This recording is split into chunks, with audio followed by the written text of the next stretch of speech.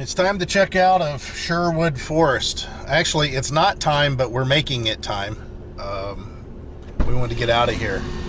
What did they say? Didn't they have any Just problems? looked at me like I rolled a horn out my head, like, what are you doing here? But then after I said I was checking out, he was pretty cool. What have you been up to? I've been riding on a daydream. We're heading out of Sherwood, heading over to Wickham Park in Melbourne. It's a county park. It's an actual park. It's actually campground more than anything else. Not so much a resort, if you want to call it that. But yeah, we're definitely wanting to get out of the park here. Just, I don't know, just wasn't our thing, wasn't our scene. It was a little messy in some places. You guys seen that previous video. Some places, and that's the nice thing about having so many parks with 1,000 trails. You know, some places you get into and the vibe's just not you. It's not your thing. So that's what we're doing. We're getting out of this and going somewhere else. Like Sunshine that we were at prior to this, that was all right. It felt decent. It had a good feeling to it and everything. Our stays, of course, at 1,000 Trails in Orlando and Wildwood, which is, I keep on saying Wildwood, it's Three Flags is the name of the park. It's in Wildwood, Florida, which is just outside the Villages. That place felt great. Both of those, no problems there. And Port Orange, when we were at the park out that way, that was fine. There was nothing going on that we felt weird there. Zephyr Hills, same there. I mean, there's lots of places we've been to, and they've been fine. It's just this one here, for some reason, I don't care for it. Now, here's the thing. I do like the area, so I think that the next time we're going to try to make sure we get to, or attempt to get to, Tropical. Right? Is it Tropical Palms or something like that? That's right up the street. I mean, it's really close. Our neighbor, they go back and forth between Tropical Palms and here. Yeah, what you could do. Because he works at Disney. Yeah, you could do that. You could go, 21 days here, go up to the other one, 21 days up there, come back to this one. During the winter, it gets a little bit harder to do sometimes, but as long as you have, in our case, and their case too, the adventure program, you have a 90-day booking window. So most of the time. They go to Orlando too. Yeah, Orlando's a nice one. I like that. And then there's Magic City. There's another one that you could go to. Don't go to that one. Don't go to Magic City. Yeah. We'll have to try zero it. self-service. Well, we'll have to see what that's like to make our own call on it. Always leave yourself enough gap to run up here. So here we go.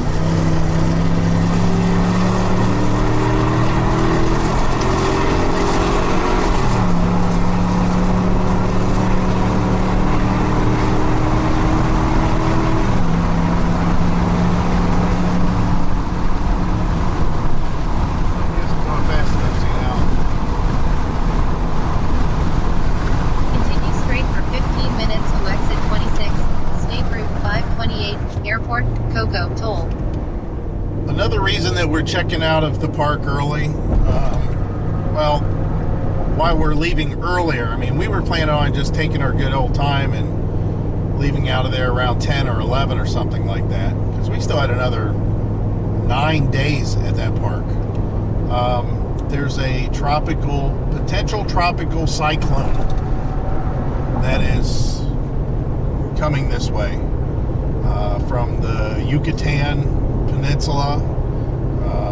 They've been talking about it in the news.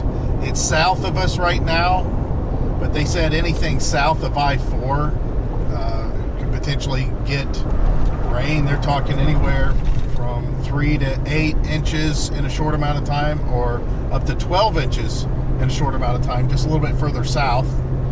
So yeah, there's some concern with that, obviously. And then winds. They're talking about high winds and stuff like that. I don't know what this guy's doing. He's on a mission, but he needs to stay on his side. You stick. Get the over. Dumb.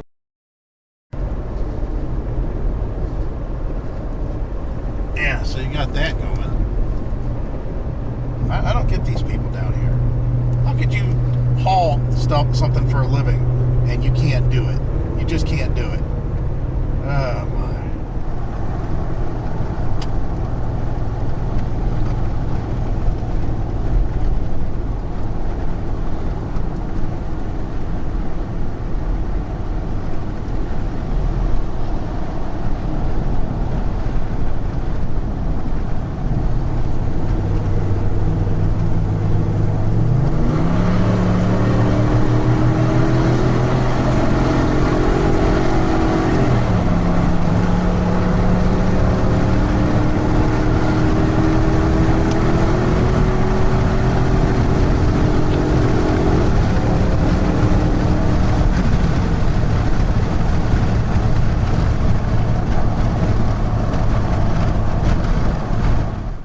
So here we are at Wickham Park. So Wickham Park's in Brevard County. We used to come here when we were kids, and I'm pretty darn sure, because this is the biggest one, we used to swim in this lake.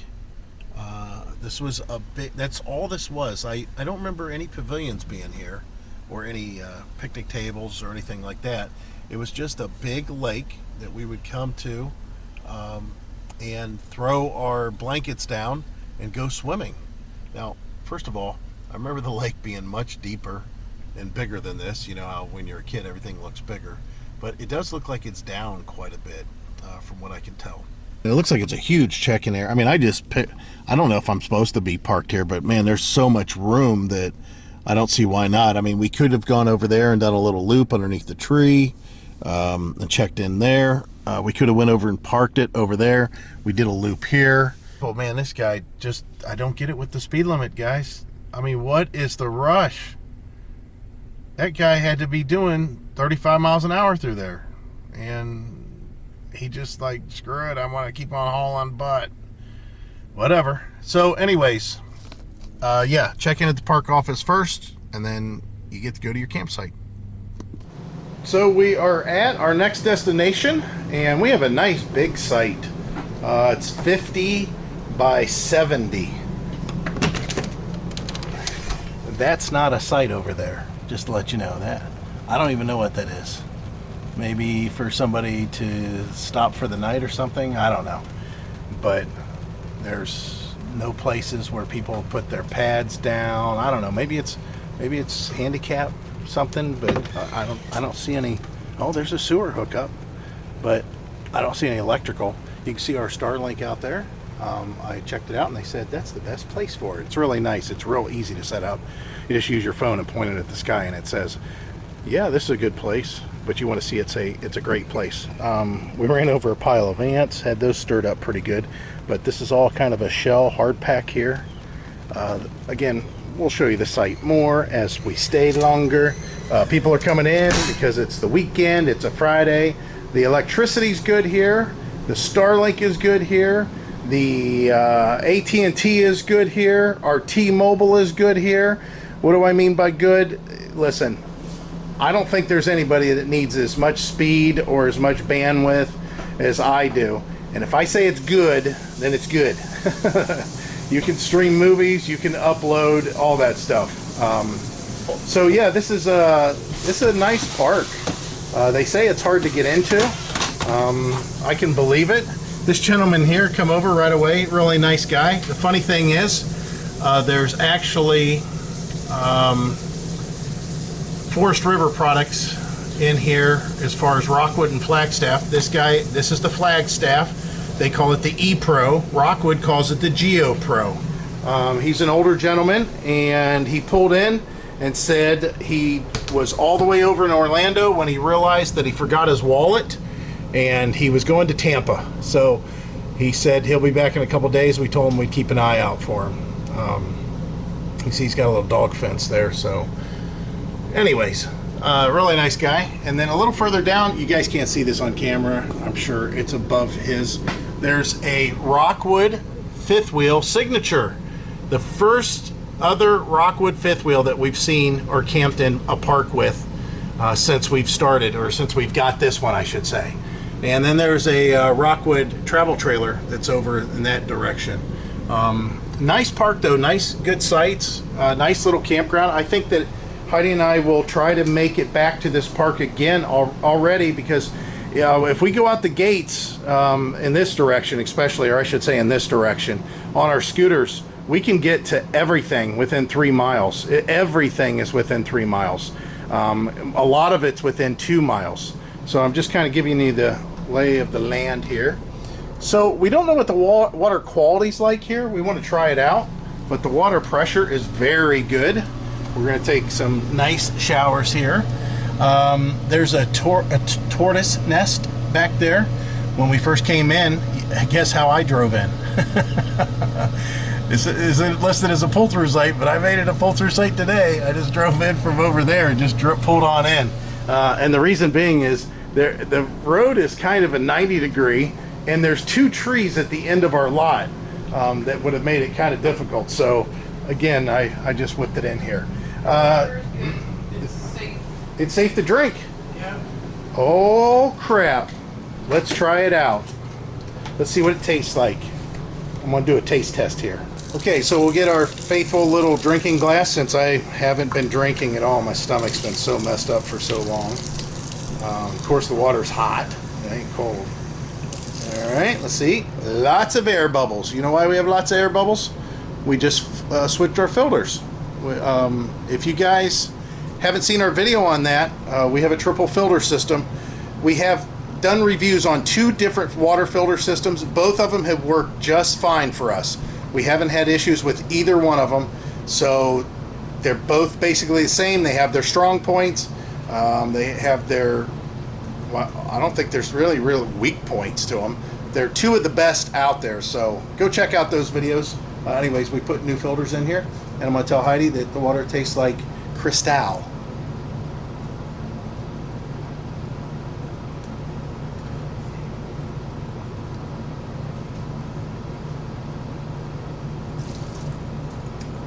Wow, it really don't taste much like anything. It doesn't taste like bottled water that we get out of the machine, but it really don't taste like anything, and it's warm, so that's good. If it's cold, I bet you it tastes even better. Maybe we'll drink it. See what Heidi says. Maybe we'll drink the water. Might as well tell you that we're here for 9 days with no discounts really to speak of. Yeah, it's about 21 bucks a day. So it's $214. Yeah, $214 total for us to stay 9 days here. Yeah, and I'm sure everybody's typing, oh, what about your 1,000 trails and Encore and all that? We just wanted to get away, and we can't get into our next park until the 12th. And that was because we left the other park early. We just didn't want to leave the other park. We didn't want to be there any longer. And because we need to be in this area, this is again about an hour from Vero Beach versus 2 hours from Vero Beach where we were. And there's a lot of nice stuff here. We've been in, this is something that we've talked about numerous times, and this is a nice area for us. I feel comfortable on this coast more. I like it here. I like this area. I like this coast. There's some familiar stuff that I can relate to, but we'll explore the area a little bit and see what we think after a short amount of time. Somebody just revved the crap out of their engine. The garbage. Oh, the garbage man. Oh, the garbage man's dumping. Holy cow, I thought, wow, what was that? Yeah, we have the dumpsters right across from us. Which is nice. Yeah, it is nice. We can't smell them. They're far enough away. There's nothing coming this way. All right, enough yammering. We need to get something to eat. You hungry? Yeah. All right. A little bit. Let's get something to eat. We'll talk to you guys later. Thought we'd catch up with you guys after being here for a couple of days, and it's lovely. We love the park. We're just sitting out here enjoying ourselves. It's about, I don't know, 80 what today? It was 84. 84. And you can see stuff like, look at the turtle over here. See it, turtle? There are turtles everywhere through this park. They're everywhere. That big and bigger. So anyways, we just thought we'd show you a couple of things. One, look at off in the distance, the storm. That is so cool. It's just popped up out of nowhere, but also, we don't know what's going on out here. The police showed up. Trouble in the neighborhood. Yeah, there was 3 cops. One of them left, and the park rangers over there too. I don't know what's happening, but I don't know. It's well patrolled. I'll have to say, we have seen this ranger come through this park 3 times a day, at least every day, including Sunday. And they don't put up with riffraff, but I just thought you'd kind of want to get the sense of what we have going on here, and that is us just kick back, relaxing, nice summer heat. Got a summer storm going on, and it ain't even summer. It ain't even officially summer. Not yet. Not yet, but you can see the birds out there. Yeah. Yeah, the birds are probably getting stirred up. But yeah, just beautiful. It's so beautiful. We rode our scooters up to Checkers and sat outside and had lunch. And I don't know. I guess we could have stopped elsewhere. So one thing we're hearing on the scanner that's just been going off is these storms are generating, havoc for traffic. So people are sliding off the roads up there where all that storm is. But yeah, Mr. Turtle, you're going to get wet if you don't get out of here. Well, anyways, that's our check-in. And I don't know what we've attached this to, but we've enjoyed our time here, that's for sure. Well, we had to run inside and put in the awnings because it started raining. The lightning strikes were pretty close, weren't they, Heidi? Very close. Yeah. I know up north, like in Ohio, you can't pull off the side of the road after a real hard rain because you're going to get stuck. I don't know if this guy is going to get stuck or not. He's unhooking his Jeep. He should have just stayed on the road. I don't think anybody would have cared. I'm sure they could have got around him. But, man, I'm wondering if he's going to be able to get out of there. His tires, because, again, I don't know how good the ground is here, but I mean, the engine is in the back. It is, a diesel, so. Well, it looks like he's rolling okay, as far as I can tell.